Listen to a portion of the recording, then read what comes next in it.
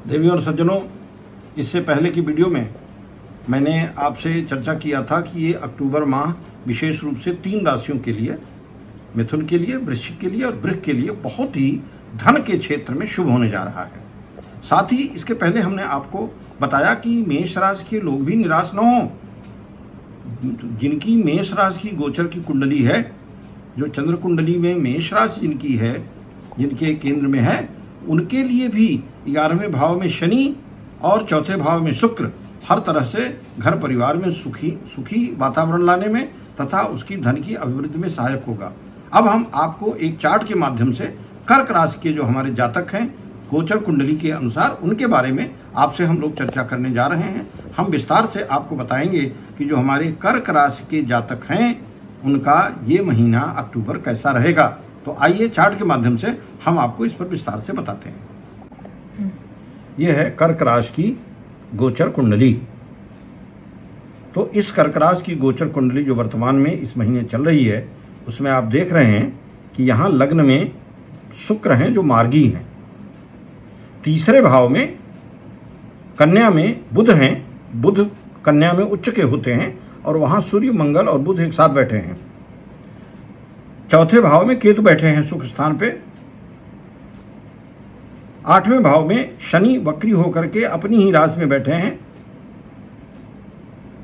कर्म स्थान में राहु और गुरु बैठे हैं, गुरु चांडाल योग बन रहा है।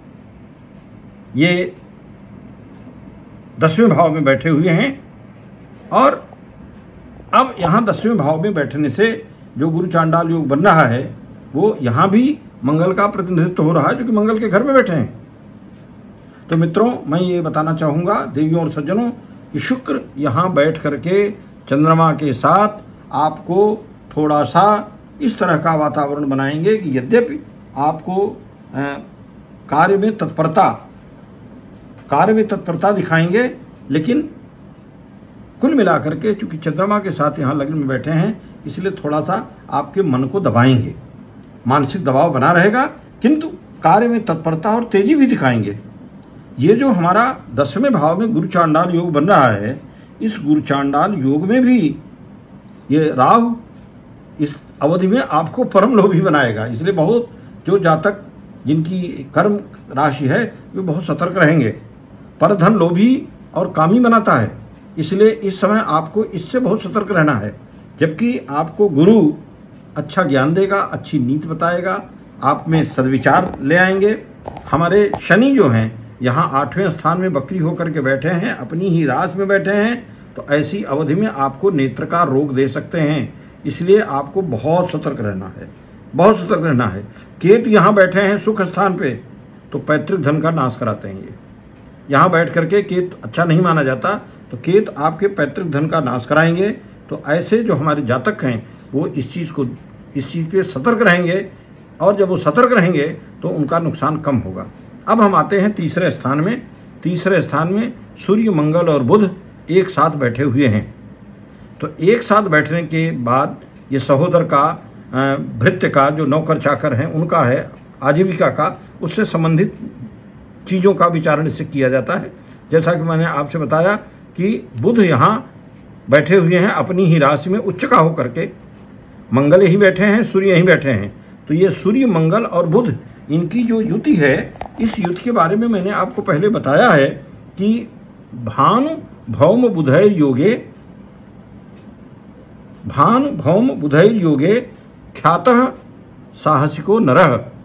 ऐसा व्यक्ति जिसके सूर्य, मंगल और बुध की जब युति होती है तो ऐसा व्यक्ति साहसिक होगा, ख्याति लब्ध होगा, लेकिन निष्ठुरो गतलज्जश्च, निष्ठुर होगा और गतलज्जश्च, थोड़ा सा निर्लज्ज टाइप का हो जाएगा।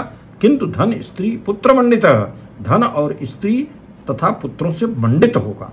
और यहाँ बुध जो है वो उच्च का बैठा हुआ है तीसरे भाव में। तो तीसरे भाव में ये जो तीनों ग्रह हैं ये मिलकर के आपको साहसिक बनाएंगे, ये घर परिवार का आपको सुख देंगे, सहोदरों का सुख देंगे। लेकिन सहोदरों के सुख में ये जो दिक्कत आती है वो ये होता है कि ये कहीं न कहीं आपको ये कष्ट इस तरह से दे देते हैं कि उच्च का बुध होगा लेकिन अशुद्ध हृदय वाला यहाँ बना देगा तीसरे भाव में, साहसी होगा लेकिन सुखहीन बना देगा। किंतु यह अपने अभीष्ट को सिद्ध करने वाला बनाएगा। अभीष्ट के प्रति आप बिल्कुल ही आस्थावान रहेंगे और अभीष्ट की पूर्ति कराने में ये बहुत ही सहायक होगा।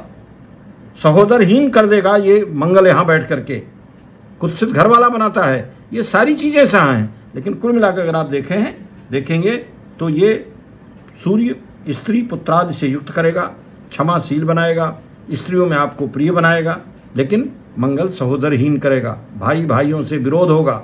तो इस अवधि में जो जातक जिनकी कर्क राशि है वे इस चीज से सतर्क रहेंगे। अपने घर परिवार के में अगर कोई बात हो जाए तो उस पूरी सतर्कता के साथ उसे किसी तरह से बिना किसी वाद विवाद के टाल देंगे।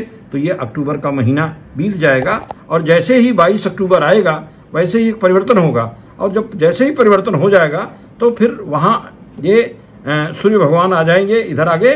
फिर यहाँ आपका देखिएगा, नहीं ये मंगल वहाँ से हट जा रहे हैं, तो फिर ये स्थिति यहाँ से चेंज हो जाएगी। और जैसे स्थिति चेंज हो जाएगी तो बुधादित्य योग से आपको थोड़ा सा उसमें और पॉजिटिविटी आ जाएगी। तो जो हमारे कर्क राशि के जातक हैं वो ये देख लें, ये समय थोड़ा सा बहुत अनुकूल नहीं रहेगा। इसलिए जो हमारे कर्क राशि के जो जातक हैं वो इस अवधि में बहुत ही सतर्क रहेंगे, विशेष रूप से 22 अक्टूबर तक। 22 अक्टूबर के बाद ये परिवर्तन होगा और उसके बाद फिर चीजें आपको फिर अभी 27 अक्टूबर को जब नया फिर ग्रह परिवर्तन हो जाएगा तब आप देखेंगे कि चीजें आपके अनुकूल होने लगेंगी।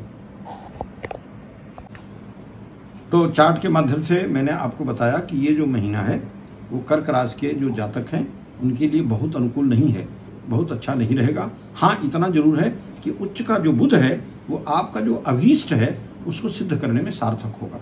लेकिन भाई बंधुओं से परिवार में कहीं तनाव हो सकता है, कहीं विवाद हो सकता है, इसलिए आपको इससे थोड़ा सा बचना है।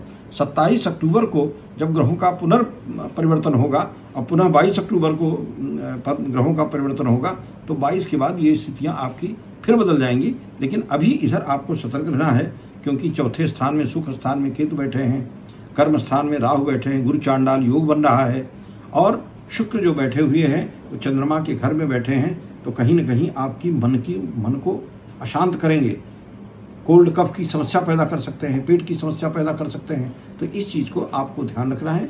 इसलिए हमारे जो कर्क राशि के जो जातक हैं उन्हें मैं कहना चाहूँगा कि इधर अगले 15-20 दिन तक 22 अक्टूबर तक आप थोड़ा सा सतर्क रहें। उसके बाद जैसे ही 22 अक्टूबर बीतेगा चीज़ें बदलने लगेंगी और 27 अक्टूबर के बाद फिर चीज़ें बहुत अच्छी से आपके अनुरूप प्रगति की दिशा में आगे बढ़ने लगेंगी। इन्हीं शब्दों के साथ बहुत बहुत धन्यवाद।